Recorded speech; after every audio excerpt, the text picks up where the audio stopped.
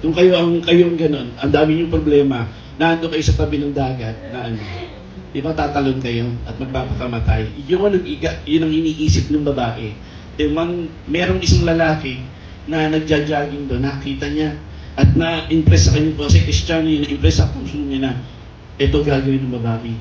Kaya sabi niya, Miss, kung ano man yung naiisip, ano man yung gagawin mo, anong gawin? Napaharap yung babae, sabi niya, bakit? Kaya mo bang solusyonan ang problema ko?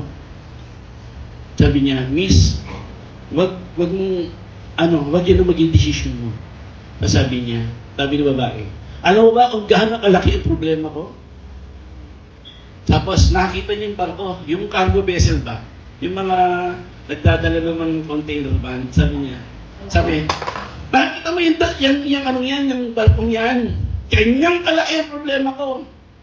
Sabi ng lalaki, Miss, naiintindihan kita. Napakalaki ng problema ang pinagdadaanan mo. Pero huwag kang alalahanin mo na kung kanyang kalaki, yung barkong yan ang problema mo, ang Diyos na kayang tumugon sa problema mo ay sinlaki ng dagat na iniikutan ng barkong yan. Our God is a mighty God. Tingnan mo ba? Yung naniniwala ang Diyos ay makapangyarihan, pumalakpak.